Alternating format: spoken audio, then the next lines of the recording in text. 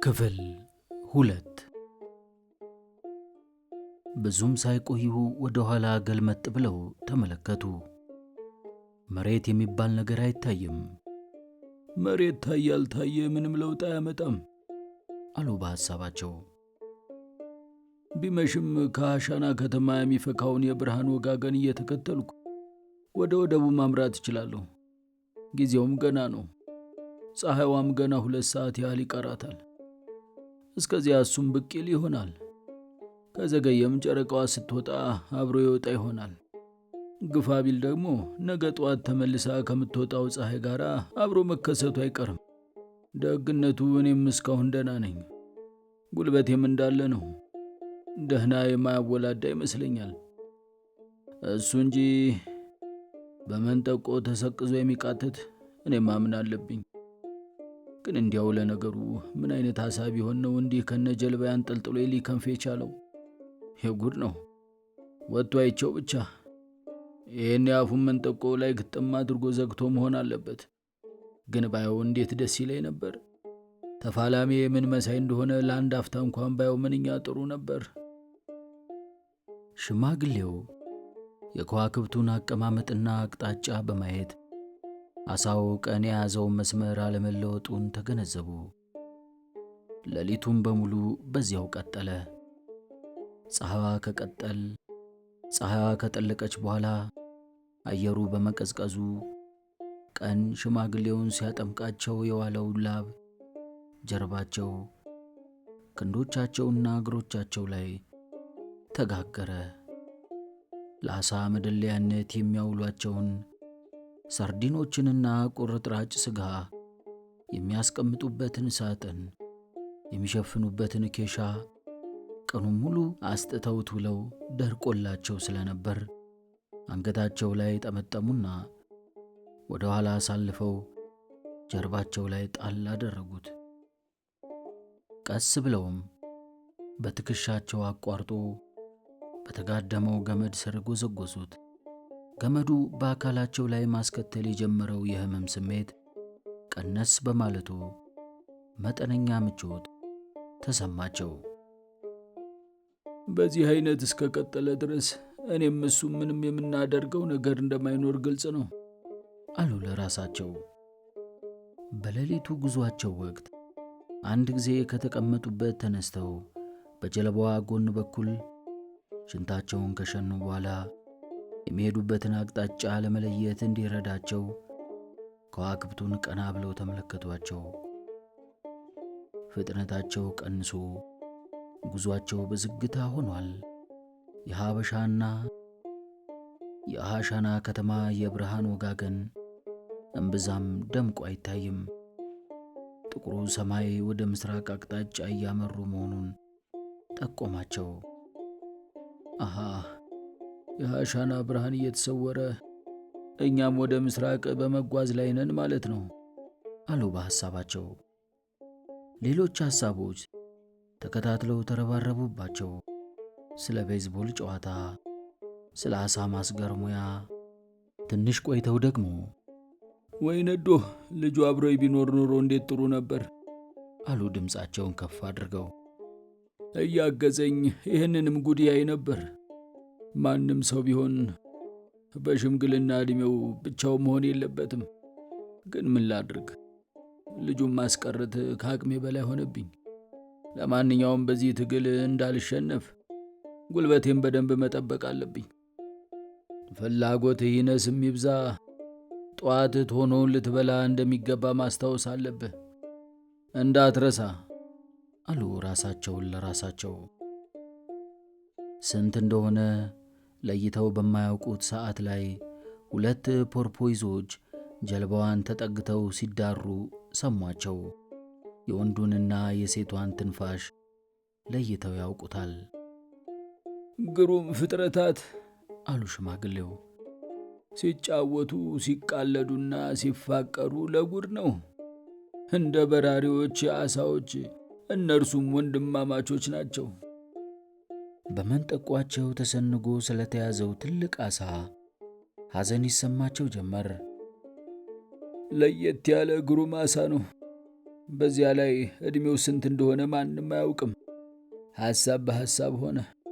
ሐሳብ በሐሳብ ሆኑ። እኔ መቼም በዕድሜ ሙሉ እንዲህ ያለ ጠንካራና ነገረ ሥራው ሁሉ ልዩ የሆነ ዓሣ አጋጥሞኝ አያውቅም። ምናልባት ወደ ላይ ዘሎ ብቅ አለ ማለቱ የብልህነት ሳይሆን ይቀራል።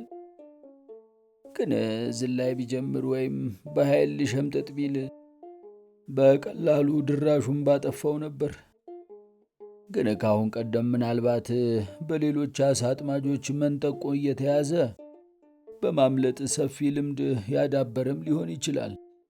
እናም ከእኔ ጋር የሚያደርገውን ትግል በዚህ መልክ ማካሄዱን የመረጠው ከዚሁ ልምዱ በመነሳት ይሆናል። ግን እስከ መጨረሻው ሊቋቋመው ቀርጦ የተነሳ የዛሬው ዓሣ አጥማጁ አንድ ብቻ መሆኑን አያውቅም። ሰውየው ሽማግሌ መሆኑንማ በጭራሽ አይጠረጥርም። ግን ትልቅ ዓሣ መሆን አለበት። በዚህ ግዙፍነቱ ላይ ሥጋውም ጥሩ አይነት ከሆነ በቃ በአንድ ቀን አሻረኝ ማለት ነው። መንጠቆ ላይ ተደርድሮ የቀረበለትን ምግብ እንደ ወንድ ተጋብዞ ጀልባዋንም የሚጎትታት ልክ እንደ ወንድ ነው። ሽብርና ድንጋጤ ብሎ ነገር ሲያልፍም የማይነካው ልበ ሙሉ ይመስላል። አንድ ጊዜ 2 ማርሊኖች አግኝተው አንዱን አጥምደው ሳለ የገጠማቸው ሁሉ ትዝ አላቸው። ወንድና ሴት ነበሩ። ምግብ ሲያገኙ ሴቷ ቀድማ እንድትበላ ማድረግ የወንድ ተፈጥሮ ባህሪ በመሆኑ ያን ዕለትም ቅድሚያውን ይሰጣታል። ሴቷ ማርሊ በውበቷ ተጠቅማ ለመመገብ አፏን ስትከፍት የሽማግሌው መንጠቆ ይሰነቀርባታል። በድንጋጤና በብስጭት እየተወራጨች በኃይል መታገል ትጀምራለች። ማሸነፍ ግን አልሆነላትም። የሚበቃትንና የምትችለውን ያህል ስትወራጭና ስትንፈራገጥ ከቆየች በኋላ እየደከመች ትሄዳለች። ሆኖም በዚያ የፈተናና የጻሯ ወቅት ወንዱ ማርሊን ለአንዲት ቅጽበት እንኳን ካጠገቧ አልተለየም። በድንጋጤና በብስጭት እየተወራጨች በኃይል መታገል ትጀምራለች። ማሸነፍ ግን አልሆነላትም። የሚበቃትንና የምትችለውን ያህል ስትወራጭ ስትንፈራገጥ ከቆየች በኋላ እየደከመች ትሄዳለች። ሆኖም በዚያ የፈተናና የጻሯ ወቅት ወንዱ ማርሊን ለአንዲት ቅጽበት እንኳን ካጠገቧ አልተለየም።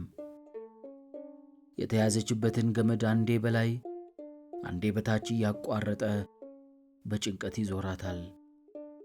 ወደ ላይ ስትንሳፈፍ እሱም አብሯት ብቅ በማለት ይቁነጠነጣል።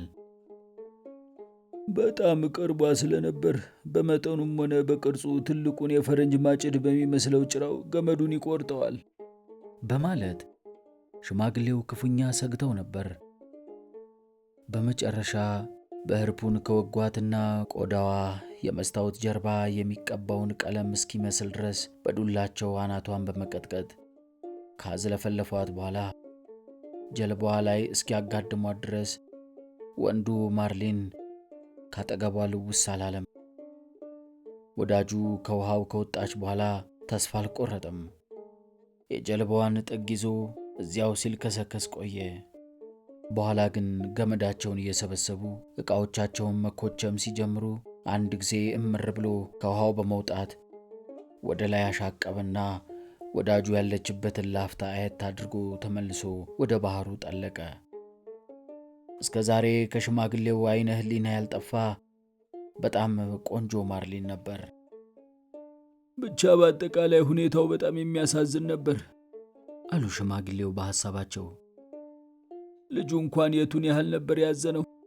ግን ምን ያደርጋል፣ ጀልባዋ ላይ የተዘረጋችውን ሴት ማርሊን ስለፈጸምነው ሁሉ ይቅርታ ከጠየቅናት በኋላ አጣድፈን በልተናታል። ልጁ አሁንም አብሮኝ ቢኖር ምንኛ መልካም ነበር አሉ ጎላ ባለ ድምፅ የጀልባዋን አፍንጫ ደገፍ ብለው ተቀምጠው። ወደ መረጠው አቅጣጫ ይዟቸው የሚነጉደው ዓሣ ትንግርታዊ ጥንካሬ ትከሻቸው ላይ በተጋደመው ገመድ ውስጥ ያለማቋረጥ ይሰማቸዋል። የእሱ ምርጫ ከማናቸውም አደጋና ወጥመድ ርቆ በጨለማው ከርሰ ሰማይ በሰላም መኖር ነበር አሉ ሽማግሌው በሐሳባቸው። የኔ ምርጫ ደግሞ ከሰዎች ሁሉ ርቄ ተጉዤ አደፈጠበት ድረስ ሄጄ እርሱን መያዝ ነበር። ይኸው አሁን ሁለታችንም ተገናኘን፣ ተገናኝተንም ተጣመርን። እነሆም ከእኩለ ቀን አንስቶ እንደ ተቆራኘናለን። ደሞ ብቻችንን ነን። ሁለታችንም ረዳት ወይም አጋዥ የለንም። ምናልባት ዓሣ አጥማጅ መሆን አልነበረብኝም ይሆን አሉ አሁንም በሐሳባቸው። ግን ያለ ጥርጥር የተፈጠርኩት ለዚሁ ነው። ጠዋት ጀንበር እንደሰረቀች ቶኖውን መብላት እንዳለብኝ ማስታወስ ይኖርብኛል።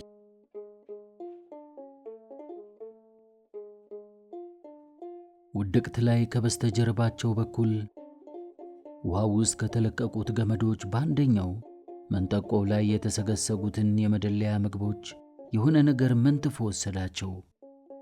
ገመዱ ላይ አግድም የተቋረጠው ቀጭን እንጨት ተሰበረና ገመዱ በጀልባዋ ጠርዝ እየተንሸራተተ ቁልቁል መውረድ ጀምሯል። ሽማግሌው ቀልጠፍ አሉና ትከሻቸው ላይ የተጋደመውን ገመድ በአንድ እጃቸው አጥብቀው ይዘው ወደ ውሃው እየተተለተለ በመግባት ላይ ያለውን ገመድ ከጀልባዋ እንጨት ጋር አጣብቀው ያዙት። እንደገና ቀረብ የሚላቸውን አንድ ሌላ ገመድ ቆረጡና የሁለቱን ጫፎች በአንድነት ቋጠሯቸው። ይህንን ሁሉ በአንድ እጃቸው ብቻ ሲያከናውኑ ችሎታና ቅልጥፍናቸው ለጉድ የሚታይ ነው። እንደገና ቀረብ የሚላቸውን አንድ ሌላ ገመድ ቆረጡና የሁለቱን ጫፎች በአንድነት ቋጠሯቸው። ይህንን ሁሉ በአንድ እጃቸው ብቻ ሲያከናውኑ ችሎታና ቅልጥፍናቸው ለጉድ የሚታይ ነው። አንድ እግራቸውን ገመዶቹ ጥቅል ላይ አሳርፈው ወጠሩና ቋጠሮውን አጠበቁት። አሁን 6 ጥቅል የመጠበቂያ ገመድ ቀራቸው። መንጠቆው ላይ የነበሩትን ስጋዎች የወሰደው ማን እንደሆነ ለማወቅ ግን አልቻሉም። ግራ ገባቸው። ምናልባት ሌላ ማርሊን አሊያም ሻርክ ሊሆን ይችላል። ግን እንዴት ሳልሰማው ቀረው? ልጁ አብሮይ ቢሆን እንዴት ጥሩ ነበር አሉ ድምፃቸውን ዘለግ አድርገው። በጨለማው ውስጥ ገመዶቻቸውን በማስተካከል ላይ እንዳሉ ዓሣው ድንገት ኃይለኛ እንቅስቃሴ ያደረገና ወደ ታች ጎተታቸው። በዚሁ ጦስ ገመዱ ከዓይናቸው ትንሽ ዝቅ ብሎ ቆረጣቸው። ደማቸው በጉንጫቸው አቋርጦ ቁልቁል ወርዶ አገጫቸው ላይ ከመድረሱ በፊት ረግቶ ቆመ። እንደምንም የሚያስተካክሉትን አስተካክለው ሲያበቁ ወደ ጀልባዋ አፍንጫ ተመልሰው እንጨቱን ተደግፈው አረፍ አሉ። ጀርባቸው ላይ ጣል ያደረጉትን ጆንያ አስተካከሉና ገመዱን ወደ ሌላው ትከሻቸው በጥንቃቄ አዛወሩት። ዓሣው ወደፊት እየሳበ ሲምዘገዘግ ይሰማቸዋል። አንዱን እጃቸውን ወደ ውሃው ሰደድ አደረጉና የጀልባዋን እንቅስቃሴ ለማዳመጥ ሞከሩ። ግን ቅድም እንዲያ በኃይል እየተጎተትኩት ለምን ይሆን ራሳቸውን ጠየቁ። ምናልባት ገመዱ ኮረብታው በሚያክለው ትከሻቸው ላይ ተንሸራቶ ይሆናል። መቼም እኔን ጀርባዬን የሚያምነኝ ያህል የእሱ ጀርባ የሚያመው አይመስልም። ግን የቱንም ያህል ግዙፍ ቢሆን ይችን ጀልባ መቼም ለዘላለሙ ሲጎትታት አይኖርም። ዓሣ አሉ ድምፃቸውን ከፍ አድርገው በለሰለሰ አነጋገር። ነፍሴ እስከምትወጣ ድረስ እንደማለቀ እንድታውቀው። ምን እኔ ብቻ እሱም የሚለቀኝ አይመስለኝም አሉ ሽማግሌው እንደገና በሐሳባቸው። እንቅልፍ የሚሉት በዓይናቸው ሳይዞር ቁጭ እንዳሉ ንጋትን መጠባበቅ ጀመሩ። አየሩ በጣም እየቀዘቀዘ በመሄዱ ምናልባት ትንሽ ቢሞቀኝ ብለው ወደ ጀልባዋ ግድግዳ በጣም ተጠግተው ቆሙ። የእሱን ያህል መቋቋም አይሳነኝም አሉ አሁንም በአእምሯቸው። ጀልባዋ ቀጥ ብላ መጓዟን ቀጥላለች። የፀሐይዋ ጫፍ በሽማግሌው የቀኝ ትከሻ ትይዩ ብቅ አለ። አሃ አጅሬ አቅጣጫውን ለውጦ ወደ ሰሜን አቅንቷል ማለት ነው። የንፋሱና የባህሩ እንቅስቃሴ ግን ወደ ምስራቅ ነበር የሚወስደን። ለእኔ የሚበጀው ያንን ያክል ቢከተሉን ነበር። ለማናቸውም እየተዳከመ በመሄድ ላይ መሆኑን ያመለክታል። ፀሐይዋ በደንብ እየወጣች ስትሄድ ዓሣው እንደገመቱት እየደከመ አለመሆኑን ተገነዘቡ።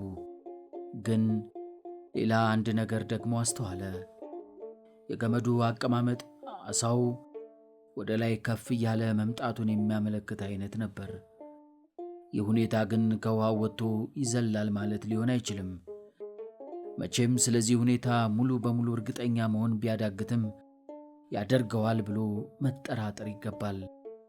እባክህ አምላኬ እንዲዘል አድርገው አሉ ሽማግሌው። ልቆጣጠረው የምችልበት ለእርሱ የሚሆን በቂ ገመድ እንደሆነ አለኝ። ምናልባት ገመዱን በይበልጥ በወጥረው የህመም ስሜት ቢጤ ይፈጥርበትና እንዲዝል ያደርገው ይሆናል የሚል ሐሳብ ተጸነሰባቸው። ገመዱን ሳብ በማድረግ ውጥረቱን ለመጨመር ሞከሩ። ግን ገመዱ እስከ መጨረሻው ተወጥሮ ስለነበር ምንም ሊጨምሩ አልቻሉም። ከዚያ በላይ መሞከር ደግሞ የገመዱን መበጠስ ሊያስከትል ይችላል። ገመዱን ማወዛወዝ የለብኝም ሲሉ አሰቡ። በእያንዳንዱ የገመዱ ውዝዋዜ ሳቢያ መንጠቆ በዓሣው አካል ላይ የፈጠረው ቀዳዳ እየሰፋ ሊሄድና ኋላ በሚዝል ጊዜ መንጠቆ አፈትልኮ እንዲወጣ ሊያደርግ ይችላል። ቢጫ የባህር አረም ገመዱ ላይ መከማቸቱን ሽማግሌው ተመልክተው ደስ አላቸው። በገመዱ ላይ ተጨማሪ ክብደት ስለሚፈጥር ዓሣውን ለማዳከም መልካም አጋዥ ይሆናቸዋል። ዓሣ፣ በጣም እወድሃለሁ፣ አከብርሃለሁ። ግን ይቺ ጀንበር ከመጥለቋ በፊት እገልሃለሁ። ባይሆን ተስፋ እንኳን እናደርግ እስኪ ለጥቀው አሰቡ። ከወደ ሰሜን በኩል አንድ ትንሽ ወፍ ወደ ጀልባው መጣ። ወደ ባህሩ በጣም ቀረብ ብሎ ስለሚበር ድካም ያዛለው መሆኑን ሽማግሌው ወዲያው አወቁ። ጀልባው ጭራ ላይ አረፈ። እንደገና ተር ብሎ በሽማግሌው አናት ላይ አንዴ ከዞረ በኋላ ትልቁ ዓሣ ተወጥሮ በተያዘበት ገመድ ላይ ተመቻችቶ ተቀመጠ። ዕድሜህ ስንት ነው? ሽማግሌው ለወፉ ያቀረቡት የመጀመሪያ ጥያቄ ነበር። ይህ የመጀመሪያ ጉዞህ ነው? ሽማግሌው ሲለፈልፉ ወፉ ትክ ብሎ ያስተውላቸዋል። በጣም ተዳክመው ስለነበር ቁጢጥ ያለበትን ገመድ እንኳን በደንብ ለመፈተሽ አልቻልኩም። ቀጫጭን ጣቶች ገመዱን ቆንጠጥ አድርገው ቢይዙም ሚዛኑን መጠበቅ ተስኖት መርገድገድና መዋዠቅ ግን አልቀረለትም። አይዞህ፣ ገመዱ በደንብ ተወጥሯል አሉ ሽማግሌው። ሌሊቱን ደግሞ ምንም ንፋስ ስላልነበረ እስከዚህም ሊደክምህ አይገባም። ለመሆኑ ግን ወፎች ለምንድን ነው ወደ ባህሩ የምትመጡት? አይዞህ፣ አትፍራ ድንቢጧ። ዘና ብለህ እረፍት ማድረግ ትችላለህ። ትንፋሽን ተሰበሰብክ በኋላ ልክ እንደማናቸውም ሰው ወፍ ወይንም ዓሣ ተነስተህ ዕድልህን መሞከር ነው። ከወፉ ጋር መወያየታቸው ትንሽ ብርታት ሰጣቸው። ሌሊቱን ጀርባቸው ድርቅ ብሎ ስላደረ መጠነኛ ስቃይ ሊሰማቸው ጀምሯል። ታዲያስ ወፍ፣ ምን አለ ደስ ካለህ እኮ እዚሁ ተኔው ጋር መቆየት ትችላለህ። ግን የጀልባዬን ሸራ ስላልወጠርኩኝ አዝናለሁ። ደሞ ብቻዬን እንዳልመለስልህ ከአንድ ጓደኛዬ ጋር ነው ያለሁት። ልክ ይህን እንደተናገሩ ዓሣው ድንገት በከፍተኛ ኃይል ወደፊት በመወርወሩ ሽማግሌውን ሳያስቡት ጎተታቸው።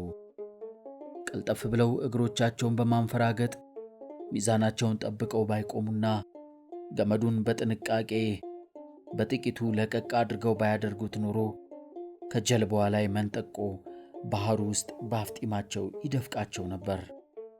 በተፈጠረው ያልታሰበ እንቅስቃሴ ሳቢያ ወፉ ተነስቶ በረረ። ሽማግሌው ግን መሄዱን ልብ አላሉትም። ቀስ ብለው ገመዱን በቀኝ እጃቸው ሲጨብጡት መዳፋቸው ተሞሽልቆ እየደማ መሆኑን አስተዋሉ። ወደ ኋላቸው ተገላምጠው ቢያዩ ወፉ የለም። ለጥቂት ጊዜም ቢሆን ጓደኝነቱን ወደውት ነበር። ግን ምን ያደርጋል፣ ድራሹ ጠፍቷል። ክንፍ አውጪኝ ብሏል። አይ ትንሽ እንኳን ብትቆይ አሉ ሽማግሌው በሐሳባቸው። ቶሎ ወደ ዳርቻው ካልተመለስክ የምትሄድበት የባሰውን የከፋ ነው። ይሄ ጉደኛ አሳ ግን አንዴ በመንጨቁ ብቻ እንዴት እጅን ሊቆርጠው ቻለ በሉ። እኔም በጣም ሳልደድብ አልቀረሁም። ምናልባት ያንን ትንሽ ወፍ እያየው ስለ እርሱ በማሰብ ተዘናግቼለት ይሆናል። አሁን ግን ጥሞናዬን በሙሉ ወደ ሥራዬ መመለስ ይኖርብኛል። ጉልበቴም እየደከመ እንዳያሳጣኝ ትናንትና ያዝኩትን ቶኖ መመገብ አለብኝ። ሁሉም ግን ልጁ አብሮ ቢኖር ጥሩ ነበር። ለስጋውም የሚሆን ትንሽ ጨው ባገኝ ደግሞ በቃ ሁሉም የተሟላ ነበር። ገመዱን ከቀኝ ወደ ግራ ትከሻቸው አዛወሩና በዝግታ ሸብረክ ብለው ከተንበረከኩ በኋላ ቀኝ እጃቸውን ባህሩ ውስጥ ነከሩት። ቶሎ አላወጡትም። ወደ ባህሩ እንዳቀረቀሩ ከአንድ ደቂቃ ለሚበልጥ ጊዜ ዘብዝፈው አቆዩት። መዳፋቸውን የበከለው ደም እየለቀቀ በውሃው ላይ የሚነድፈውን ውልቅምቅም መስመርና ወደፊት በምትጓዘው ጀልባ የሚገመሰው ውሃ በእጃቸው ዙሪያ የሚፈጥረውን እንቅስቃሴ ቡዝዝ ብለው ሲመለከቱ ቆዩ። አጅሬ ፍጥነቱን እየቀነሰ ነው። የቆሰለ እጃቸውን በጨዋማው ባህር ውስጥ ለረጅም ጊዜ ሊያቆዩት በወደዱ ነበር። አሳው ግን ቀደም ሲል እንዳደረገው ድንገት ወደፊት ይፈናጠር ይሆናል ብለው ስለሰጉ ከእንብርክካቸው ተነስተው እግሮቻቸውን አንፈራጠው በመቆም እጃቸውን ወደ ፀሐይዋ ዘረጉት። ብዙ የሚሰራውና ለትግሉ እጅግ አስፈላጊ የሆነውን ቀኝ እጃቸው በዚያ የትግል ወቅት መቁሰሉ ቅር አሰኛቸው። አሁን እንግዲህ አሉ እጃቸው እንደደረቀ፣ ቶኖዬን መብላት አለብኝ። ካለሁበት ሳልንቀሳቀስ በሜንጦ ወግቼ ወደ እኔ ልሳበውና ተዝናንቼ ልመገበው እችላለሁ። በርከካሉና ጀልባዋ ጭራ አካባቢ የተጋደመውን ቶኖ በባለዛቢያው ሜንጦ ወግተው እየሳቡ አስጠጉት። ግራ ትከሻቸው ላይ ያጋደሙትን ገመድ ግራ ክንዳቸው ላይ ወጠሩና ቶኖን ከሜንጦው እያስለቀቁ አንካሴውን ወደ ቦታው ወረወሩት። በአንደኛው ጉልበታቸው አሳውን ከጀልባዋ ወለል ጋር ሰፍተው ያዙና ከአናቱ እስከ ጅራቱ ስጋውን እየገሸለጡ ከአጥንቱ ላይ በማላቀቅ የሽብልቅ ቅርጽ ያላቸውን ዝልዝሎች አወጡ። 6 ዝልዝል እንዳወጡ የጀልባዋ አፍንጫ አካባቢ እንጨቱ ላይ በማስጣት መደዳውን ደረደሯቸው። ካራቸውን ካፎቱ መዘው ሱሪያቸው ላይ ጠራረጉና አሳውን በጭራው በማንጠልጠል ወደ ባህሩ ወረወሩት። መቼም ሁሉንም በልቼ መጨረስ የምችል አይመስለኝም አሉና ከዝልዝሎቹ አንደኛውን ሁለት ላይ ቆረጡት። ትከሻቸው ላይ የተጋደመው ገመድ ወደፊት በኃይል ሲጎተት ይሰማቸዋል። የግራ እጃቸው መዳፍ ደግሞ ተሸምቅቋል። ከባዱን ገመድ እንቅ አድርጎ የያዘው መዳፋቸውን በጥላቻ አስተዋሉት። መሆኑን ግን ምን አይነት እጅ ነው አሉ። ከፈለክ መሸማቀቅ መብትህ ነው። ካሻህም ደግሞ ወደ ጉጥነት መለወጥ ትችላለህ። ወደ ጎን አግድም ሸፈፍ ብሎ በተወጠረው ገመድ ላይ አሸጋግረው ጨለማ ወደ ዋጠው ባህር አፈጠጡ። አሁን እንግዲህ የቶናውን ቁርጥ አስገባው። ለእጅህም ጥንካሬ ይበጃሃል። አቶ እጅም ቢሆን እኮ ጥፋተኛ አይደለም። ከአሳው ጋር ስትታገል ብዙ ሰዓቶች ማሳለፍህን አትዘንጋ። እስከ ወዲያኛው እንደተቆራኘኸው ልትቆየው ትችላለህ። በል ለማንኛውም ቶኖህን ኮምኩም። አንዱን የሥጋ ጉማጅ አንስተው ወደ አፋቸው አስገቡና በዝግታ ያላምጡት ጀመር። ደህና አድርገህ አድቅቀው፣ ጣዕሙ ለክፉ አይሰጥም አሉ በሐሳባቸው። ያን ጊዜ ነው በውስጡ ያለውን ፈሳሽ ሙሉ ለሙሉ ለመጭመቅ የምትችለው። ትንሽ ሎሚ ወይንም ጨው ቢገኝማ ኖሮ እንዴት አድርጎ በጣፈጠ ነበር። ታዲያስ እጅ አሁን እንዴት ነህ? ምን ይሰማሃል? ጥያቄያቸውን ያቀረቡት በተሸማቀቀው እጃቸው ነበር። ቶሎ እንድትፈታ ከሥጋው ጥቂት መጨመር አለብኝ። ሌላ ጉማጅ አንስተው ጎረሱና በጥንቃቄ ካላመጡ በኋላ ቆዳውን ለይተው ተፉት። አቶ እጅ እንዴት ነህ? ወይስ ውጤቱን ለማወቅ ገና ነው? አንዱን ዝልዝል አንስተው እንዳለ ጎረሱና ማመንዠግ ጀመሩ። ለነገሩ ፍርጥም ያለና ደማማ አሳ ኖሮ አልጃል አሉ በሐሳባቸው። ከዶልፊን ይልቅ እሱን ማግኘት የዕድለኛ ነኝ። ዶልፊን ትንሽ ጣፋጭነት አለው። ይሄኛው ጥርስ ያዝ ማድረጉም ሆነ ጣዕሙ ጥሩ አይነት ነው። ትንሽ ጨው ቢኖር ደግሞ የበለጠ በሆነ ነበር። ፀሐዩ ሲያደርቀው ወይንም ብዙ ሲቆይ ሊበላሽ ስለሚችል ቢሆንም ቁንጣን ቢይዘኝም ያዘኝ እንጂ ሁሉንም መብላት አለብኝ። ከዚያ በኋላ ለማናቸውም ነገር ዝግጁ ሆናለሁ። እጅ ትዕግስት፣ ይህንን ሁሉ የማደርገው ላንተ ብዬ ነው፣ ይገባሃል? አሳው ግን ምነው አደፈጠ። እንቅስቃሴውን ብሰማ ምንኛ ደስ ባለኝ አሉ በሐሳባቸው። ወንድሜ ነው፣ ሆኖም እገለዋለሁ። ይህንን ለመፈጸም ደግሞ ጥንካሬን መጠበቅ አለብኝ። ዝግ ብለው ዝልዝሎቹን በሙሉ አንድ ባንድ በልተው ጨረሱ። ቀጥ ብለው ተቀመጡና እጃቸውን ሱሪያቸው ላይ ጠራረጉት። አሁን ገመዱን መልቀቅ ትችላለህ እጅ። ከዚህ በኋላ እስኪሻለኝ ድረስ በቀኝ እጄ ይዘዋለሁ። አምላኬ ሆይ የተሸመቀቀው እጄ እንዲፍታታ መልካም ፍቃድ ይሁን። ምክንያቱም እዚያ ታች ያደፈጠው ዓሣ ምን እንደሚያደርግ አላውቅምና። አጅሬ ጸጥ ረጋ ብሎ እቅዱን በመፈጸም ላይ ያለ ይመስላል አሉ በሐሳባቸው። ግን ምን ይሆን እቅዱ? የኔስ? እኔማ እቅድ ማውጣትም ላያስፈልገኝ ይችላል። እርሱ ግዙፍና ጠንካራ ስለሆነ የኔውን በእርሱ እቅድ ላይ መስርቻ አዘጋጀዋለሁ። ምናልባት ከውሃው ዘሎ ከወጣም ሲጥል አደርገው እችላለሁ። ካያያዙ ግን ይህንን የሚያደርግ አይመስልም። እዚያ ታች ለዘላለሙ ይቆያታል እንጂ ወደ ላይ ብቅ አይላትም። እኔም አለቅ እስከ ዘላለሙ ሙጥኝ እላታለሁ እንጂ። የተሸመቀቀ እጃቸውን ሱሪያቸው ላይ አባበሱና ጣቶቻቸውን ዘና ለማድረግ ሞከሩ፣ ግን አልተዘረጉም። ምናልባት ፀሐይዋ በደንብ ስትሞቅ ይዘረጉ ይሆናል። ወይም የበላሁት ጥሬት ሆኖ ሲሰራ ልክ ይገባሉ። አስፈላጊ ሆኖ ከተገኘ ግን የመጣው ይምጣ እንጂ እዘረጋቸዋለሁ። ለጊዜው ግን በጉልበት አላስገድዳቸውም። ወደ ባህሩ አሻግረው ተመለከቱ። የቱን ያህል ብልሃተኛ እንደሆኑ ተሰማቸው። ከዓሣው ጋር የተቆራኙበት ገመድ ከፊት ለፊታቸው ገደድ ብሎ እንደተወጠረ ይታያቸዋል። ሰማዩ ላይ ደመና እየተሰባሰበ ነው። ወዲያ ማዶ ዳክዬዎች አጀብ ብለው ይንሳፈፋሉ። ማንም ቢሆን በባህር ላይ ፍጹም ብቸኛ እንደማይሆን አሰቡ። ሰዎች በትንሽ ጀልባ ላይ ሆነው በባህር ሲንሳፈፉ መሬት ከእይታቸው በሚሰወር ጊዜ ስለሚሰማቸው ፍርሃት ማንሰላሰል ያዙ። ግን እኮ መጥፎ የአየር ጠባይ ሳይታሰብ በሚከሰትባቸው ጊዜያት ሰዎች ፍርሃት ቢላቸው እውነት አላቸው አሉ በሐሳባቸው። ይሄ ወር ደግሞ አውሎ ነፋስ የሚበዛበት ነው። አውሎ ነፋስ ከሌለ ግን እንደዚህ ወቅት ጥሩ አየር የሚነፍስበት ከቶም በየዓመቱ ውስጥ የለም። አውሎ ነፋስ ቢመጣም ባህር የሚያዘወትር ሰው ከብዙ ቀናት አስቀድሞ ምልክቶቹን በሰማዩ ላይ ለማየት ይችላል። የመሬት ሰዎች ግን ምልክቱን አያውቁትም፣ አያዩትምም። አሁን ግን አውሎ ነፋስ የሚመጣ አይመስልም። ወደ ላይ አንጋጠው ተመለከቱ። በመስከረሙ ሰማይ ላይ ነጭ ደመና እንደ ጀላቲ አንዱ ባንዱ ላይ እየተነባበረ መከመር ይዟል። ወዳጅ ዓሣ፣ አየሩ ካንተ ይልቅ ለእኔ ተስማሚ እየሆነ ነው። የግራ እጃቸው እንደተሸማቀቀ ቢሆንም ቀስ በቀስ መፍታታት መጀመሩ ይሰማቸዋል። በዓለም ላይ ከሚያስጠሉኝ ነገሮች አንዱ የእጅ መሸማቀቅ ነው አሉ በሐሳባቸው። በራስ ላይ ክህደት እንደመፈጸም ይቆጠራል። ልጁ አብሮ ቢኖር እንኳ ቀስ እያለ ያሽለኝ ነበር አሉ አሁንም በሐሳባቸው። ቢሆንም ግድ የለም፣ አንዳንድ እያለ መፍታታቱ አይቀርም።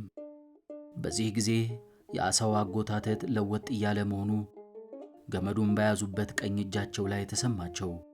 ትንሽ ቆይቶ የተሸመቀቀ እጃቸውን ጭናቸው ላይ መታ መታ በማድረግ ላይ እንዳሉ ገመዱ ከፍ እያለ ከውሃው ሲወጣ ታያቸው። አሃ፣ አጅሬ ወደ ላይ እየመጣ ነው። አይዞህ እጅ፣ በርታ እባክህ ጓዴና፣ ወደ ላይ ብቅ በልና ልይህ። ክርር ብሎ የተቋጠረው ገመድ በዝግታ ወደ ውሃው አናት መውጣቱን ቀጠለ። ወዲያው ከጀልባዋ ፊት ለፊት ያለው የባህሩ ውሃ አበጠና ዓሣው ብቅ አለ። ውሃው በጎንና ጎኑ ላይ እየፈሰሰ ወጥቶ የሚያልቅ በሚመስል ሁኔታ ወደ ላይ መዝለቁን ቀጠለ። የጭንቅላቱና የጀርባው ደማቅ የወይን ጠጅ ቀለም በፀሐይዋ ብርሃን ፈካ። ብሩህ የወይን ጠጅ ቀለም ያላቸው መስመሮች በጎኖቹ ላይ ተጋድሟል። በመጨረሻ መላ ቁመናው እስከሚታይ ከውሃው ወጣ። ግን ብዙም ሳይቆይ ተመልሶ ጠለቀ። ትልቁን የፈረንጅ ማጭድ የሚመስለው ጅራቱ ከእይታ እስከሚሰወር ድረስ ሽማግሌው ፈዘው ተመለከቱት። ጀልባዋን እንደነበረው መጎተት ቀጠለ። ገመዱም እርሱን ተከትሎ የባህሩን ውሃ ይሰነጥቀዋል። ያንተ ያለ ቁመቱ እኮ ከጀልባዋ በ2 ጫማ ይበልጣል አሉ ሽማግሌው ድምፃቸውን ከፍ አድርገው። በጣም ትልቅ ዓሣ ስለሆነ በሙሉ ጉልበቱ እንዳይጠቀም መግታት አለብኝ። የበለጠጡትን ያህል ገመዱን ወጥረው ወደ ራሳቸው በመሳብ ካልተቋቋሙት በስተቀር ኃይልና ፍጥነቱን እየጨመረ ወደፊት በመሳብ ገመዱን በጥሶ ሊጥለው እንደሚችል ግልጽ ሆነላቸው። በአንድ ፊት ግን የእኛን ያህል ብልጥ አለመሆናቸው ተመስገን ነው አሉ በሐሳባቸው። ምንም እንኳን በጨዋነትና በጉልበት ቢበልጡንም በማሰብ ችሎታ ግን አጠገባችን አይደርሱ። ሽማግሌው ከዚያ በፊት ብዙ ግዙፍ ዓሣዎች አይተዋል።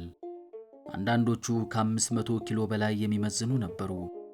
ማየት ብቻ ሳይሆን ራሳቸውም ያንን ያህል ክብደት ያላቸውን ከአንድም 2 ይዘዋል። ግን እንዲህ እንደ ዛሬው ለብቻቸው ሆነው አልነበረም። አሁን አንድም አጋዥ ሳይኖራቸው ነው ይህ ጉድ የገጠማቸው። በዚያ ላይ ከወደቡ በጣም ርቀዋል። በዓይናቸው ካዩአቸውም ሆነ ዝናቸውን በወሬ ከሰሙላቸው ግዙፋን ዓሣዎች ሁሉ ከሚበልጠው ጋር በገመድ ተቆራኝተው ብቻቸውን ተፋጠዋል። በዚያ ላይ ደግሞ ግራ እጃቸው ሥጋ እንደጨመደደ እንደ ጆፌ አሞራ ጣቶቻቸው ተጨብጠው አሻፈረኝ ብለዋል። ቢሆንም ቀስ ብሎ መፍታታቱ አይቀርም። አመፁን ትቶ ጓደኛውን እንደሚያግዘው አምናለሁ። ዓሣውና 2 እጆቼ ወንድማማቾች ናቸው። እንደምንም ብሎ መዘርጋት አለበት። እንዲህ ያለ ሐኬተኝነት ከእርሱ የሚጠበቅ አይደለም። ዓሣው ዝግ እያለ በመጀመሪያው ፍጥነቱ መጓዝ ጀመረ። ለምን ብቅ እንዳለ ግን በጭራሽ ሊገባኝ አልቻለም አሉ ሽማግሌው በሐሳባቸው። ደሞ እኮ አወጣጡ ምን ያህል ግዙፍ እንደሆነ ሊያሳየኝ የፈለገ አይነት ሆኖ ነው የታየኝ። ወይ ጉድ! እኔም ምን አይነት ሰው እንደሆንኩ ላሳየው ብችል ምንኛ ጥሩ ነበር። ግን ደግሞ ይህንን የተሸመቀቀ እጄን ያይብኝና ነገር ይበላሽብኛል። ስለዚህ ልክ እንደጀመረው ከሆንኩት በላይ አድርጎ መገመቱ ይቀጥልበት። እኔም እንደዚያው እያስመሰልኩ ቆያለሁ። ግን ምን ነበረበት እኔ እሱም ብሆን የቱን ያህል ደስ ባላይ ነበር። የእኔ ከሆኑት ባህሪያት መካከል 2ቱን ፍላጎቴንና እውቀቴን ብቻ እንዳያስኩኝ ምን ነው እሱም በሆንኩ። ዓሣው ቀጥ ብሎ ወደፊት መንገዱን ቀጥሏል። ጀልባዋም ጨለማ የሰፈነበትን ባህር እየሰነጠቀች ትከተላለች። ሽማግሌው በዝግታ የጀልባዋን ጎን ደገፍ አሉና ተመቻችተው ተቀመጡ። ቀትር ላይ ከወደ ምስራቅ በኩል በሚመጣ ነፋስ ሳቢያ ባህሩ ከመጠኑ ወደ ላይ ከፍ ማለት ጀመረ። የሽማግሌውም የግራ እጅ ተፍታታና ተዘረጋጋ። አዝናለሁ ዓሣ፣ ይሄ ላንተ መጥፎ ዜና ነው አሉና ገመዱን ጀርባቸውን በሸፈነው ጆንያ ላይ አስተካክለው አጋደሙት። ከበፊቱ ይልቅ አሁን ትንሽ ቢመቻቸውም ስቃዩ ግን ያው ነበር። አማኝ እንኳን አይደለሁም አሉ። ብቻ እንዲያው ይህንን ዓሣ ይዤ ቤቴ እንድገባ አባታችን ሆይና ሰላም ለኪን 10 ጊዜ ደጋግሜ ጸልያለሁ። መጨረሻውን ካሳመረልኝ ከበር ማርያም ድረስ በእግሬ እሄዳለሁ። በዘልማድ የሚያውቁትን ጸሎት ማነብነብ ጀመሩ። ከድካማቸው የተነሳ አንዳንዴ ጸሎቱን ያቋርጡና ዝም ጭጭ ይላሉ። ደግሞ እንደገና በፍጥነት ያነበንባሉ። ሰላም ለኪ ቀለል ስለሚል እሱም ብደግም ይሻለኛል አሉ በሐሳባቸው። ሰላም ለኪ እንሰግድ ንብለኪ ማርያም ምነን አስተበቋኪ እማርያዊ ናዊ ተማሐፀነ ብኪ በእንተ ሐና እምኪ ወያቄብ አቡኪ ማኅበረነዮም ድንግል ባሬኪ አሜን አሉ። ቀጠሉናም የተቀደስሽ ንጽሕት ድንግል ሆይ ይህ ዓሣ እንዲሞት ያንቺን ፈቃድ ይሁን። ውብና ድንቅ ፍጡር ቢሆንም ምንም ልናደርግ አንችልም ሲሉ አከሉበት። ጸሎታቸውን ሲያበቁ ትንሽ ቀለል አላቸው። ስቃያቸው ግን አልቀነሰም። እንዲያውም ጥቂት ጠንከር ያለ ይመስላል። የጀልባውን አፍንጫ ደገፍ ብለው የግራ እጃቸውን ጣቶች ማነቃነቅ፣ ማጣጠፍ፣ መዘረጋጋት ጀመሩ። ንፋሱ እየጨመረ ቢሄድም የፀሐይዋ ሙቀት እንዳየለ ነበር። በዛች በትንሿ ገመድ መንጠቆ ላይ ጥቂት ሰርዲኖች ወተፍ አድርጎ እንደገና ማጥመዱ አይከፋም። አጅሬ ሌላ ተጨማሪ ሌሊት በሕይወት ለመቆየት ከወሰነ እኔም ምግብ ሊያስፈልገኝ ነው። የጠርሙሴም ውሃ መጎድጎድ ጀምሯል። እዚህ አካባቢ ግን ከዶልፊን ሌላ ምንም የማገኝ አይመስለኝም። ግን ዶልፊንም እኮ በትኩሱ ከተበላ ክፉ አይደለም። አቤት በራሪ ዓሣዎች ባገኝ እንዴት ደስ ይለኝ ነበር። ግን ምን ያደርጋል፣ እነሱን የሚያበስልልኝ መብራት የለኝም። በተለይ ለጥሬ ከነሱ የሚስተካከል ምን ይገኛል? በዚያ ላይ ብልት በማውጣት አያስቸግሩ፣ ዘልዝሉኝ ምተሩኝ አይሉ። ብቻ በተቻለ መጠን ጉልበቴን መቆጠብ አለብኝ። ጌታዬ ሆይ፣ የያዝኩት ዓሣ ይህንን ያህል ትልቅ መሆኑን አላወቅኩም ነበር። ግን ምንም ይሁን ምን እገለዋለሁ። ታላቅነቱንና ክብሩን እንደያዘ እገለዋለሁ። በእርግጥ ትክክልና ተገቢም እንዳልሆነ ይሰማኛል። ግን አሳየዋለሁ። የሰው ልጅ ሊያደርግና ሊቋቋም የሚችለውን ሁሉ አሳየዋለሁ አሉ በሐሳባቸው። ለየት ያልኩኝ ሽማግሌ መሆኔን ለልጁ ነግሬው ነበር። ይህንን የማረጋግጥበት ጊዜውም አጋጣሚውም አሁን ነው። ነገር ግን ይህንን ጉዳይ ከዚያ በፊት አንዴ ሳይሆን 1000 ጊዜ አረጋግጠዋል። ሆኖም ከአሁኑ ጋር ሲነጻጸር የቀድሞው በሙሉ ከምንም የሚቆጠር አልነበረም። እያንዳንዱ ጊዜ በራሱ አዲስ ነው። ሽማግሌው ዘወትር አንዳች ነገር መስራት ሲጀምሩ ስላለፉት ጊዜያት ማሰብ አይወዱም። አሁን እንቅልፍ በወሰደውና እኔም ትንሽ አሸልቤ ስለ አንበሶቹ ባለ ምንኛ ደስ ባለኝ አሉ በሐሳባቸው። ለመሆኑ ግን ከሁሉም የአንበሶቹ ጉዳይ ብቻ ከኔ ጋር መቅረቱ በምን የተነሳ ይሆን? በቃ ተወው ሽሜ፣ ስለ እሱ አታስብ። አሁን ረጋ ብለህ የጀልባዋን እንጨት ተደገፍና ትንሽ ረፍት አድርግ። ስለምንም ነገር አታስብ። እሱ በከባድ ሥራ ተጠምዷል። አንተ ግን በተቻለ መጠን ጥቂት ለመስራት ሞክር። ቀትር አልፎ ጊዜው መምሸት መገስገስ ጀመረ። ጀልባዋ በዝግታ መንሳፈፏን ቀጥላለች። ጀርባቸው ላይ የተጋደመውም ገመድ ሽማግሌውን እያሰቃያቸው ነው። በመሃሉ ገመድ እንደገና ወደ ላይ ከፍ ማለት ጀመረ። ዓሣው ግን ከውሃው አልወጣም። ብቻ በጥቂቱ ከፍ ብሎ መቃኘቱን ቀጠለ። የፀሐይዋ ብርሃን በሽማግሌው የግራ እጅ በትከሻና በጀርባቸው ላይ በማረፉ ዓሣው አቅጣጫውን ወደ ምስራቅ ማዞሩን ተገነዘቡ። ከበፊቱ ይልቅ አሁን ዓሣው ምን እንደሚመስልና ምን እንደሚያደርግ ወለል ብሎ በዓይነ ሕሊናቸው ይታያቸዋል። አንድ ጊዜ ብቅ ብሎ ስላዩት የወይን ጠጅ ቀለም ያላቸውን ክንፎቹን በሰፊው ዘርግቶ ቀጥ ብሎ በተገተረው ትልቅ ጭራው ጨለማ የሰፈነበትን ውሃ እየሰነጠቀ ሲዋኝ ስዕሉ ቁልጭ ብሎ ይታያቸዋል።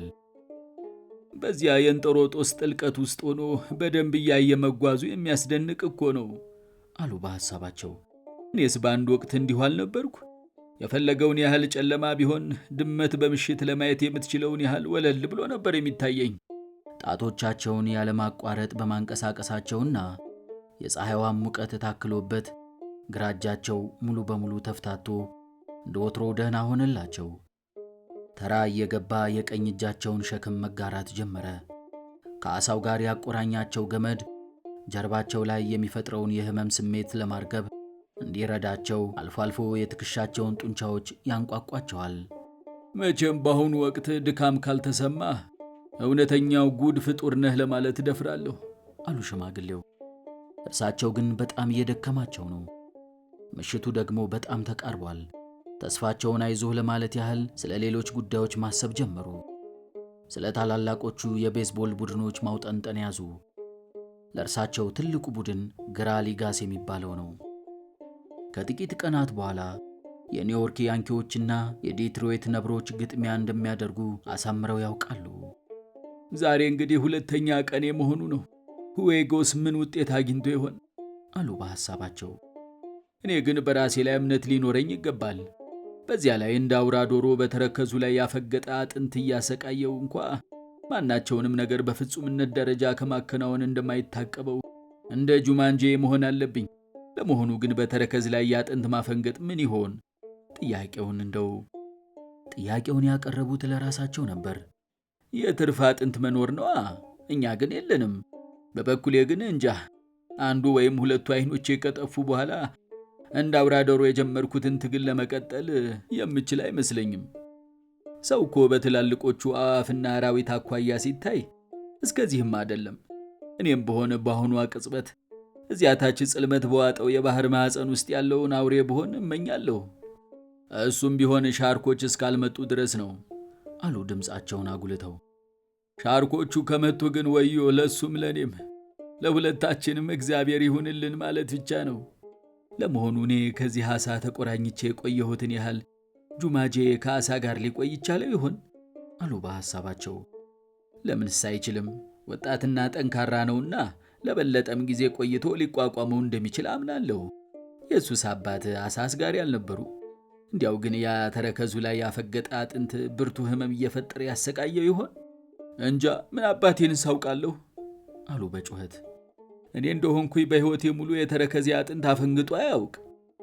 ፀሐይዋ ስትጠልቅ ራሳቸውን ለማበረታታትና ለማደፋፈር ሲሉ በሐሳብ ወደ ኋላ በማዝገም ከትዝታቸው ጋር መቆዘም ያዙ።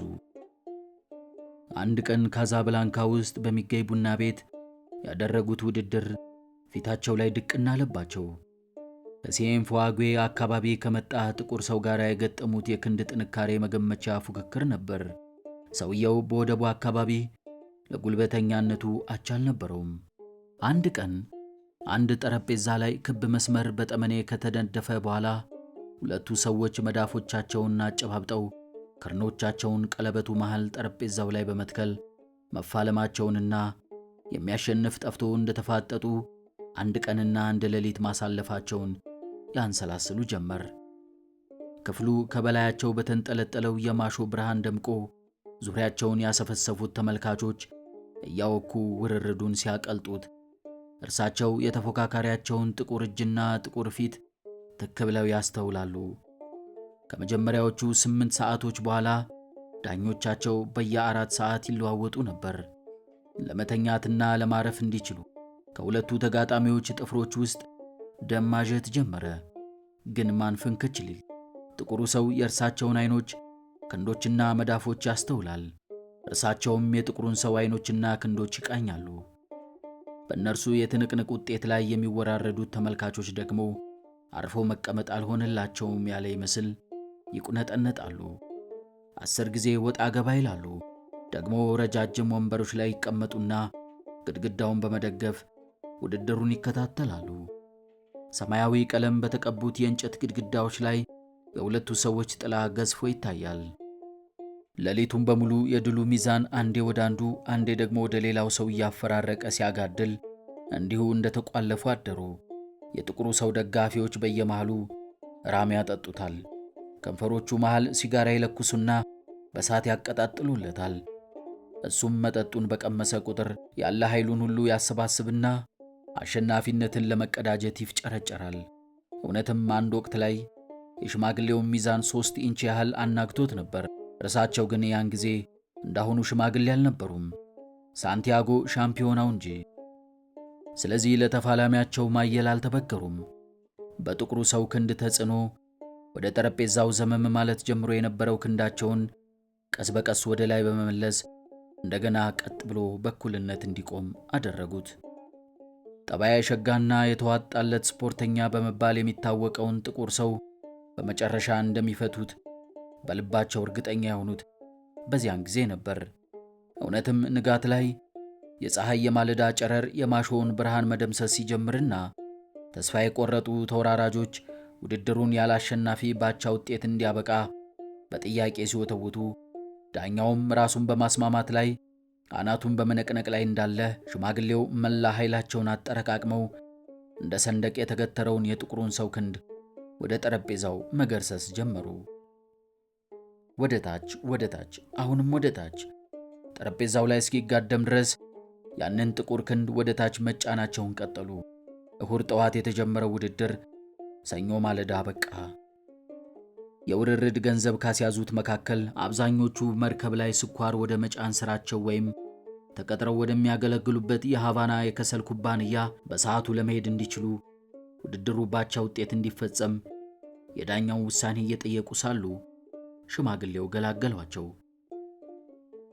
አንድም ሰው ከስፍራው ልውሽ ሳይል ውድድሩ በሽማግሌው አሸናፊነት አበቃ። ከዚያ በኋላ ለብዙ ጊዜያት ሰው ሁሉ ሲጠራቸው ሻምፒዮናው እያለ ነበር። እንደገና በጸደይ ግድም ሁለቱ ሰዎች የመልስ ግጥሚያ አደረጉ። ይሄኛው ውድድር ግን እንደ መጀመሪያው ሞቅ ያለና የጦፈ ፉክክር የታየበት አልነበረም። ሽማግሌው የሴንፉ ዌጉዋን ጥቁሩን ሰው ወኔና በራስ መተማመን በመጀመሪያው ግጥሚያ አንኮታኩተውት ስለነበር በሁለተኛው ግጥሚያ በቀላሉ አሸነፉት። እሳቸውም ከዚያ በኋላ ብዙም ውድድር አላደረጉም። ከጥቂት ግጥሚያዎች በኋላ እርግፍ አድርገው ተውት። ውድድሩን ማዘውተር ቀኝ እጃቸውን ከጉዳት ላይ እንደሚጥለውና በስራቸው ላይ እክል ሊፈጥር እንደሚችል በመገመት ፉክክሩን እርም አሉ። ወደ ሚያሚ የሚበራ አውሮፕላን በፊታቸው ትይዩ አለፈ። አውሮፕላኑ ጥላ በአካባቢው የነበሩ በራሪ ዓሣዎችን አስበረገጋቸው። ይህንን የሚያህል የበራሪ የዓሣ መንጋ ካለ እዚህ ቦታ ዶልፊን አይጠፋም ማለት ነው አሉ። ጀልባዋ በዝግታ ወደፊት መጓዟ እንደቀጠለች ነው። አውሮፕላኑ ከዓይናቸው እስከሚሰወር ድረስ ሲመለከቱት ቆዩ። መቼም አውሮፕላን ሲባል ውስጡ የተለየ መሆን አለበት አሉ በሐሳባቸው። ለመሆኑ እዚያ ላይ ተሰቅሎ ቁልቁል ሲያዩት ባህሩ ምን ይመስል ይሆን? እርግጠኛ ነኝ በጣም ርቀት ታልመጠቁ የኔን ዓሣ በደንብ ሊያዩት ይችላሉ። በ200 ፋቶን ርቀት ላይ ሆኜ በዝግታ እየበረርኩ ዓሣውን ቁልቁል መመለከተው እንዴት ደስ ይለኝ ነበር። ምሽቱ ተጫጭኖ ላይን ከመያዙ በፊት እንደ ደሴት በተኮየሰ የሳርጋሶ አረም ቁልቁል አጠገብ አለፉ። የተቆለለው አረም በባህሩ ላይ ከፍ ዝቅ ወደፊት ወደ ኋላ እያለ ሲወዛወዝ ውቅያኖሱ ቢጫ ብርድ ልብስ ተከናንቦ ከአንድ ነገር ጋር ግንኙነት በመፈጸም ላይ ያለ ይመስላል። ልክ በዚያን ሰዓት ትንሿ ገመድ አንድ ዶልፊን ያዘች። መጀመሪያ ያዩት ከውሃው ወጥቶ ወደ ላይ ሲዘል ነበር።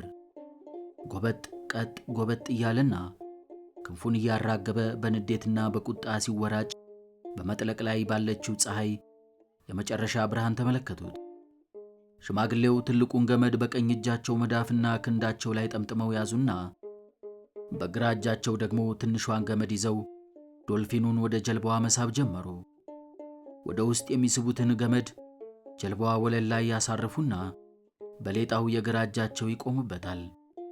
ዶልፊኑ የሞት ሞቱን እየተወራጨና ከወዲያ ወዲህ እየተላጋ ወደ ጀልባዋ ጭራ ሲጠጋላቸው ሽማግሌው ቁልቁል ተጎንብሰው ወርቃማውን ዓሣ በመያዝ ወደ ላይ ጎትተው አወጡት። መቼም እልሁ ይህ ነው አይባልም። ከአፉ ውስጥ የተሰነቀረውን መንጠቆ እየደጋገመ ይነክሰዋል። በረጅሙ አካሉ በጭራውና በጭንቅላቱ የጀልባዋን ወለል ይቀጠቅጠዋል። ሽማግሌው ዱላቸውን አነሱና አናቱን መነረት ጀመሩ። በመጨረሻ አንድ ጊዜ በኃይል ተንቀጠቀጠና ለዘለቄታው ጸጥ አለ። ሽማግሌው መንጠቆውን ከዓሣው አላቀቁና ሌሎች ሰርዲኖችን በላዩ ሰግስገው መልሰው ወደ ባህሩ ወረወሩት። ከዚያ በኋላ በጥንቃቄ ወደ ቦታቸው ተመለሱ። ግራ እጃቸውን በውሃ ታጥበው ሱሪያቸው ላይ አደራረቁት። ቀጠሉና ትልቁን ገመድ ወደ ግራ እጃቸው በማዛወር ቀኙንም በባህሩ ውሃ አጠቡት። እየታጠቡ ደግሞ ወደ ውቅያኖሱ በመጥለቅ ላይ ያለችውን ፀሐይና ከጀልባዋ ፊት ለፊት ጋደድ ብሎ የተወጠረውን ገመድ ይመለከቱ ጀመር። በጭራሽ አልተለወጠም፣ ያው ነው። ዶልፊኑን ትንሽ ቆይቶ መብላት ይሻላል፣ ደሙ ከረጋ በኋላ፣ አሊያ በከንቱ ተፋሶ ያልቃል አሉ በሐሳባቸው። ዓሣውንም ቢሆን በፀሐይ መጥለቂያ ሰዓት መረበሽ ተገቢ አይደለም። የፀሐይ መጥለቂያ ለዓሦች ሁሉ አስቸጋሪ ወቅት ነው። ግን እኮ እስካሁን ምንም አልቀመሰም። መንጠቆው ላይ የነበሩትን ሰርዲኖች ከበላ በኋላ ምግብ የሚሉት ነገር በአፉ አልዞረም። ደግሞ ግዙፍ ስለሆነ ብዙ ምግብ ሳያስፈልገው ይቀራል። እኔ እንኳ ምንም አልል፣ አንድ ሙሉ ቶኖ ኮምኩሜያለሁ። ለነገ ደግሞ ዶልፊኑ አለልኝ። ታዲያ ዓሣ እንዴት ነህ? ምን ይሰማሃል? ጥያቄያቸውን ያቀረቡት ጎላ ባለ ድምፅ ነበር። እኔ ደህና ነኝ፣ ግራ እጄንም ተሽሎኛል። ለአንድ ቀንና ሌሊት የሚሆን ምግብም አለኝ። በላንተም ጀልባዋን በመጎተት በርታበት። እንደ እውነቱ ከሆነ ግን ያበላላቸውን ያህል ደህና አልነበሩም። በእርግጥ በገመዱ የተነሳ ጀርባቸው ላይ ተፈጥሮ የነበረው የህመም ስሜት ድራሹ ጠፍቶ ቦታው ደንዝዟል። ግን ሁኔታውን አላመኑትም። ለነገሩማ ደሄ ቀደም ብዙ የባሱ ነገሮች እያጋጠሙኝ ሁሉንም አልፊያቸው የለ አሉ በሐሳባቸው። አንደኛው እጄ ቢቆስልም እስከዚህም ለክፉ የሚሰጥ አይደለም። ተሸምቅቆ የነበረው ተፍታቶ ይመስገነው። እግሮቼ ደህና ናቸው። ዋናው ደግሞ የምግብ ጥያቄ ቢሆንም ከአሳው ይልቅ እኔ እሻላለሁ። ለቀረበልኝ የምግብ ጥያቄ በቅርቡ ምላሽ ሰጥቻለሁ። አሁን ምሽቱ በደንብ ጨልሟል። ወትሮም በመስከረም ወር ይሄው ነው። ፀሐይዋ እንደጠለቀች ፈጥኖ ይጨልማል። የጀልባዋ አፍንጫ የተሰራበትን በዕድሜ ብዛት ድቅቅ ያለና የተበላ እንጨት ደገፍ ብለው የሚችሉትን ያህል እረፍት አደረጉ። የመጀመሪያዎቹ ከዋክብት ብቅ ብቅ ብለዋል። ብዙም ሳይቆይ ሁሉም ይወጡና ሰማዩን ያንቆጠቁጡታል። የሽማግሌው የሩቅ ወዳጆች ናቸው። ለመሰባሰብ ረዥም ጊዜ እንደማይወስድባቸው እሳቸውም በደንብ ያውቁታል። አሳው እኮ ጓደኛዬ ነው አሉ ድምፃቸውን ጎል አድርገው። ግን እንዲህ አይነት አሳ ከተፈጠርኩኝ አይቼም አላውቅ። በወሬ እንኳን አልሰማሁም። ታዲያ ምን ያደርጋል፣ እገለዋለሁ። ከዋክብቱን ለመግደል መሞከር የሚያስፈልገን መሆኑ ግን በጣም ነው የሚያስደስተኝ። ለነገሩ ግን የሰው ልጅ ጨረቃን በየዕለቱ ለመግደል ቢሞክር ኖሮ ሁኔታው ምን ይመስል ነበር? አሉ በሐሳባቸው። ጨረቃዋ በራ ትጠፋለች። እሺ ደግሞስ አንድ ሰው በየዕለቱ ፀሐይን ለመግደል ይሞክራል ብለን ብንገምት፣ ብቻ ዋናው ቁም ነገር ስንወለድ እድለኛ ሆነን መወለዳችን ነው አሉ በሐሳባቸው። ከተያዘባት ቅጽበት አንስቶ አንዳችም ምግብ ላልቀመሰው ዓሣ ድንገት ሐዘን ተሰማቸው። ግን ምንም ያህል ቢያዝኑለት እንደሚገሉት ቁርጥ ነው። ለመሆኑ ለስንት ሰው ይበቃ ይሆን? ደግሞስ እነማን ናቸው የሚመገቡት? እሱን ለመብላት ብቃት ሲኖራቸው ይሆን? እንጃ። ከጨዋነቱና ክብሩን የሚጠብቅ ከመሆኑ አንጻር ሲታይ እሱን ለመብላት ብቁ የሚሆን አንድም ሰው የሚገኝ አይመስለኝም። ለእኔ ግን እነዚህ ነገሮችን ብዛም ግልጽ አይደሉም። ብቻ ፀሐይዋንም ሆነ ጨረቃዋንና ከዋክብቱን ለመግደል መቃጣት ተገቢ ያለመሆኑ መልካም ነው። ባህሩ ላይ የኖርን እውነተኛ ወንድሞቻችንን መግደሉ ብቻ ይበቃል። ለማንኛውም አሁን ትንሽ ምግብ መቅመስ አለብኝ። ዶልፊኑ እንዳይበላሽ ልበልተውና ትንሽ ልቅማምስለት። ጉልበቴን ለማደስም ይበጀኛል። ከዚያ በኋላ ለአጭር ጊዜም ቢሆን ጥሩ እረፍት ማድረግ ነው። በእርሳቸው ግምት 2 ሰዓት ለሚሆን ጊዜ ደህና እረፍት አደረጉ። ወቅቱ ጨረቃዋ በጊዜ የምትወጣበት አይደለም፣ ታመሻለች። ስለዚህ ሰዓቱን የሚያሰሉበት ምንም መንገድ አልነበራቸውም። እረፍቱም ከቀድሞ ትግልና ድካማቸው ጋር ሲነጻጸር ካልሆነ በስተቀር እረፍት ሊባል የሚገባው አይነት አይደለም።